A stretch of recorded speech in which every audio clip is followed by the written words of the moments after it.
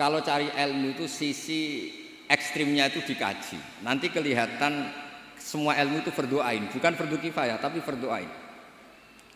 Kalau beri contoh misalnya summum bukmun umyun. Summun itu summum bukmun umyun. Itu kan orang kafir itu tidak bisa mendengar misalnya.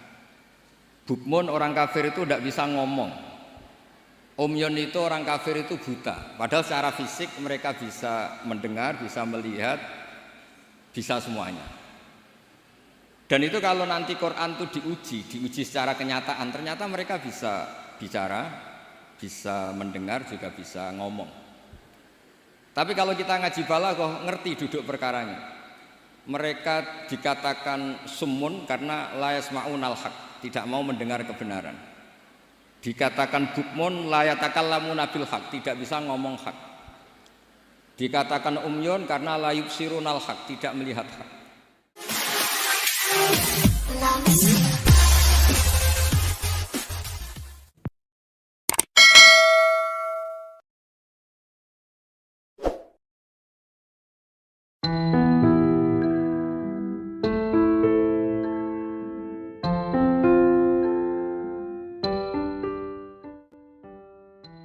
Gus Baha atau Kiai Haji Ahmad Bahaudin Nur Salim adalah anak dari Kiai Nur Salim, yang merupakan pengasuh pesantren Al-Quran di Kragan, Narukan, Rembang.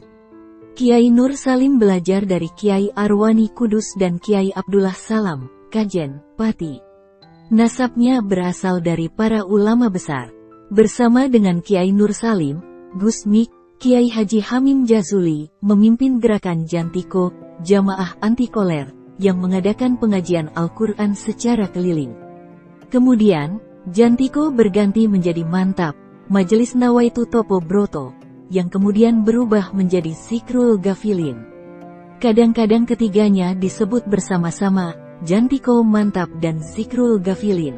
Pada tahun 1970, Kiai ini lahir dan memilih Yogyakarta sebagai tempat untuk memulai perjalanan ilmiahnya.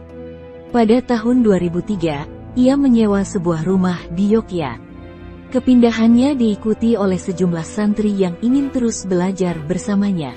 Pendidikan Gus Baha kecil memulai perjalanan belajar dan menghafal Al-Quran di bawah bimbingan ayahnya sendiri, Kiai Haji Nur Salim Al-Hafiz. Sejak usia dini, ia sudah berhasil menyelesaikan bacaan Al-Quran beserta kiroahnya dengan lisensi yang ketat dari ayahnya. Para murid Bah Arwani dikenal sangat ketat dalam menerapkan tajwid dan makhorijul huruf.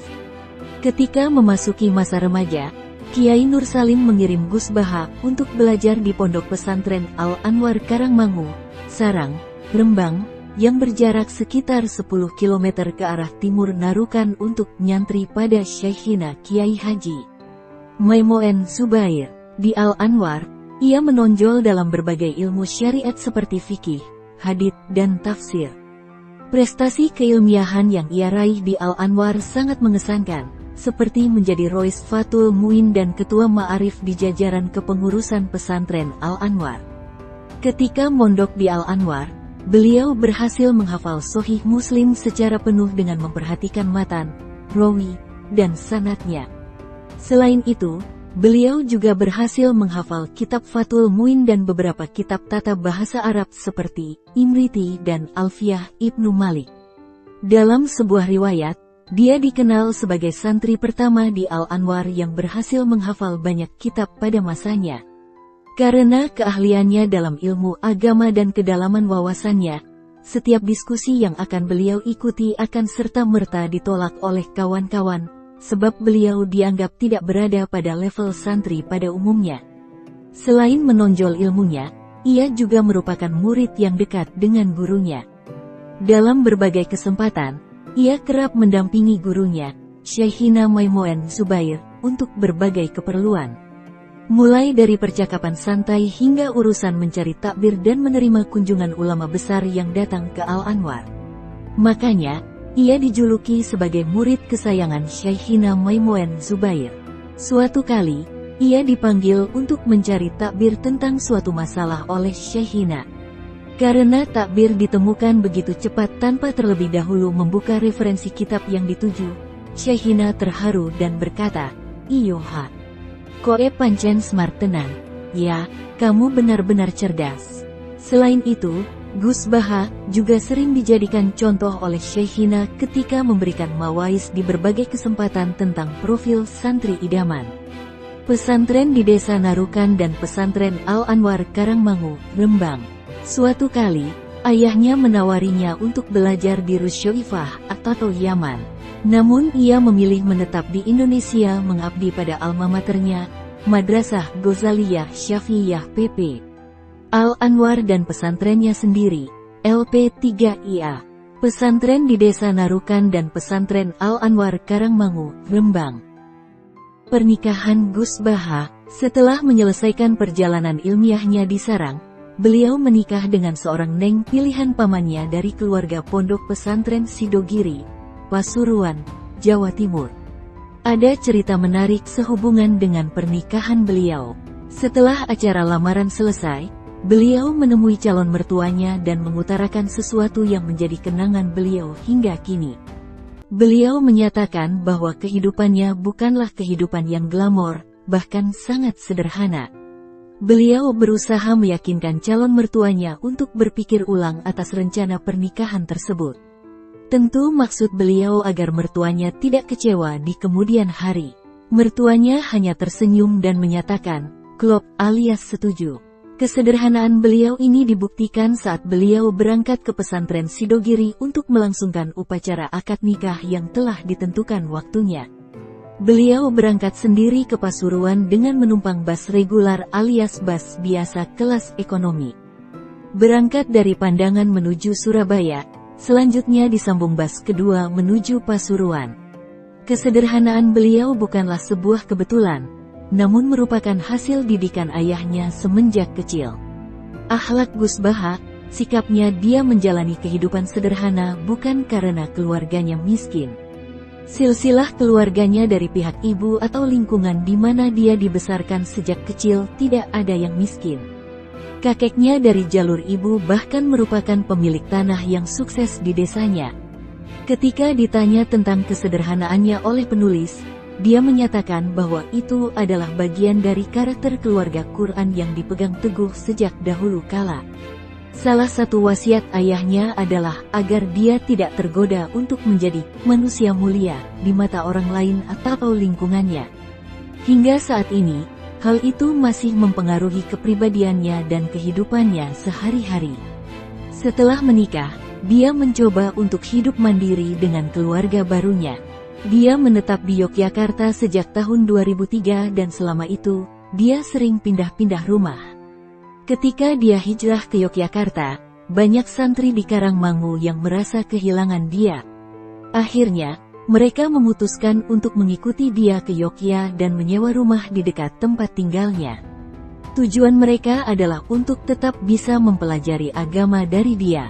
Ada sekitar 5-7 santri dari Al-Anwar maupun MGS yang mengikuti dia ke Yogyakarta. Setelah itu, banyak orang di sekitarnya yang juga ingin belajar agama dari dia. Pada tahun 2005 ayah beliau Kiai Haji Nur Salim jatuh sakit. Beliau pulang sementara waktu untuk ikut merawat ayah beliau bersama keempat saudaranya. Namun siapa sangka, beberapa bulan kemudian Kiai Nur Salim wafat. Gus Baha tidak dapat lagi melanjutkan perjuangannya di Yogyakarta karena beliau diamanahi oleh ayah beliau untuk melanjutkan tongkat estafet kepengasuhan di LP3IA Narukan. Banyak yang merasa kehilangan atas kepulangan beliau ke Narukan. Akhirnya para santri beliau pun sowan dan meminta beliau kerso kembali ke Yogyakarta. Hingga pada dia bersedia namun hanya 1 bulan sekali, dan itu berjalan hingga saat ini. Selain mengasuh pengajian, beliau juga mengabdikan dirinya di Lembaga Tafsir Al-Quran Universitas Islam Indonesia, UII, Yogyakarta. Keilmuan Gus Baha, selain di Yogyakarta, ia juga diminta untuk memimpin pengajian tafsir Al-Quran di Bojonegoro, Jawa Timur. Di Yogyakarta, ia memimpin pengajian pada minggu terakhir, sedangkan di Bojonegoro pada minggu kedua setiap bulannya. Ia telah melakukan hal ini secara teratur sejak tahun 2006. Di UII, ia menjabat sebagai ketua tim Lajnah Mushaf UII. Timnya terdiri dari para profesor, doktor, dan ahli Al-Quran dari seluruh Indonesia, seperti Prof. Dr. Quraisy Shihab, Prof. Zaini Dahlan, Prof. Sohib, dan anggota Dewan Tafsir Nasional lainnya. Suatu kali, ia ditawari gelar Doktor Honoris Causa dari UII, namun ia menolaknya. Di dunia tafsir Al-Quran di Indonesia, ia dianggap sebagai pendatang baru dan satu-satunya dari Dewan Tafsir Nasional yang memiliki latar belakang pendidikan non-formal dan non-gelar. Namun, kealimannya dan penguasaan keilmuannya sangat diakui oleh para ahli tafsir nasional. Pada suatu kesempatan, Prof. Quraisy menginginkan agar ia menjabat sebagai mufasir fakih di Dewan Tafsir Nasional karena penguasaannya pada ayat-ayat ahkam yang termaktub dalam Al-Quran. Setiap kali lajnah menggarap tafsir dan mushaf Al-Quran, posisinya selalu berada di dua keahlian, yakni sebagai mufasir seperti anggota lajnah yang lain. Kitab karya Gus Baha. Kitab yang ditulis oleh Gus Baha yang berjudul Hafiduna Lihadal Mushafi li Bahauddin bin Nur Salim, menjelaskan tentang Rasem Usmani dengan contoh dan penjelasan yang merujuk pada kitab Al-Mughni, karya Abu Amr Usman bin Said Ad-Dani, W. 444H. Kitab ini bermanfaat bagi siapa saja yang ingin memahami karakteristik penulisan Al-Quran dalam Mushaf Rasem Usmani. Terjemahan UII dan Tafsir Al-Quran versi UII oleh Gus Baha, 2020, memiliki keunikan dalam kontekstualisasi untuk pembaca Indonesia dan disajikan dengan nuansa Indonesia. Namun, tafsir dan terjemahan UII ini tetap setia pada aslinya dalam Al-Quran. Karomah Gus Baha. Profil dan biografi Gus Baha yang berikutnya adalah Karomah Gus Baha. Beberapa karomah Gus Baha yang diungkapkan oleh beberapa pihak adalah sebagai berikut. Ditegur sahabat Nabi, Abdullah bin Mas'ud. Mungkin hanya Gus Baha lah pakar tafsir yang tak menyandang gelar akademik karena beliau tercatat hanya menyantri di pesantren Al-Anwar, Karangmangu, Sarang, Rembang asuhan Kiai Haji Maimun Zubair, selain kepada mengaji kepada ayahandanya Kiai Haji Nur Salim Al-Hafiz, murid Kiai Haji Arwani Amin Kudus dan Kiai Haji Abdullah Salam, Kajen, Pati. Namun entah mengapa saat penyusunan mushaf tersebut Gus Baha lupa mencantumkan nama sahabat Abdullah bin Mas'ud dalam daftar nama sahabat yang meriwayatkan qiraat. Dalam mushaf tersebut memang dijelaskan secara ringkas tentang sejarah penurunan, periwayatan, pembukuan dan ulumul Quran lainnya. Dalam buku Guru Orang-orang Pesantren terbitan Pondok Pesantren Sidogiri disebutkan bahwa sahabat Ibnu Mas'ud ini tergolong salah satu sahabat yang pertama kali masuk Islam, As-Sabiqunal Awalun, bersama Abu Bakar bin Abi Quhafah, Khadijah binti Khuwailid, Ali bin Abi Thalib dan lain-lain. Beliau dikenal dengan julukan Sahibus Sawadi Rasulillah, yang mengetahui rahasia Rasulullah karena kedekatannya dengan Rasulullah SAW. Rasulullah SAW sendiri juga pernah bersabda tentang sahabat yang berpostur tubuhnya pendek dan kurus dengan warna kulit sawo matang ini, barang siapa ingin membaca Al-Quran seperti ketika diturunkan, maka bacalah sebagaimana bacaan Ibnu Ummi Abde, Ibnu Mas'ud. Nabi Muhammad SAW pernah menyampaikan, pelajarilah Al-Quran dari 4 orang ini, Ibnu Mas'ud, Muaz bin Jabal, Ubay bin Ka'ab, dan Salim Maula Abi Huzaifah. Pada malam itu, Gus Baha bermimpi bertemu dengan Abdullah bin Mas'ud. Dalam mimpi tersebut, Ibnu Mas'ud menegur Gus Baha karena tidak mencantumkan namanya dalam daftar sahabat yang meriwayatkan Al-Quran. Setelah bangun, Gus Baha segera menambahkan nama sahabat yang terkenal sebagai ahli Al-Quran ini dalam mushaf kampus Islam yang terkenal dan pertama kali diterbitkan pada tahun 1997. Karomah Gus Baha saat memegang kitab Syekhona Kholil. Terjadi kejadian yang tidak dapat dijelaskan secara logis ketika Gus Baha berkunjung ke Bangkalan. Syekhona Kholil Bangkalan memiliki Al-Quran yang diartikan langsung oleh dirinya sendiri. tetapi yang menulisnya adalah Kiai Haji Abdul Karim, bukan Kiai Haji Abdul Karim pendiri Ponpes Lirboyo, baik makna dari lafadz atau catatan kaki di kitab tersebut. Kitab itu kemudian diberikan kepada santrinya dan sekarang berada di keluarga Ustadz Muslim. Pada salah satu malam, Gus Baha diberikan kitab tersebut oleh Gus Ismail Al-Kholili dan tim Turots. Setelah Gus Baha memegang kitab itu tanpa membukanya, dia langsung berkata, "Ada yang salah di sini." Semua orang yang mendengar terkejut, termasuk Kiai Hashim Zubair, yang berpikir dalam hatinya, ini adalah kitab yang ditulis oleh Syekhona Kholil, bagaimana berani disalahkan oleh Gus Baha, apalagi kitabnya belum dibuka. Taufik dan inayah yang diberikan kepada Gus Baha itu dikenal sebagai kasyaf, ilham atau karomah. Namun, yang pasti hal tersebut adalah karunia Allah yang khusus diberikan kepada ulama ahli Al-Quran seperti beliau. Karomah Gus Baha saat membaca Al-Quran tulisan Utsmani.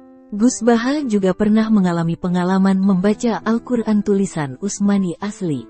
Al-Quran tersebut ditulis dalam kotak-kotak tanpa harokat dan titik. Ketika hampir putus asa karena tidak tahu cara membacanya, Gus Baha berdoa, "Ya Allah, alat yang saya miliki sudah tidak cukup untuk membaca mushaf ini. Jadi, sekarang saya memakai hak saya sebagai ahlul Quran. Dengan hak saya sebagai ahlul Quran tolong ajari saya gimana cara membacanya."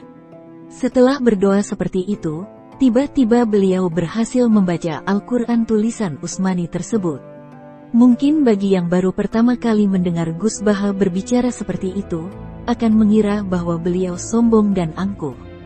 Namun, gaya yang dipakai Gus Baha adalah salah satu bentuk izharul ilmi, tindakan seorang alim menunjukkan dan menonjolkan keilmuannya. Sekian profil dan biografi Gus Baha Rembang dari Lorong Sejarah. Semoga dari profil dan biografi Gus Baha Rembang yang dibagikan ini kita dapat meneladai keilmuan dan akhlak beliau.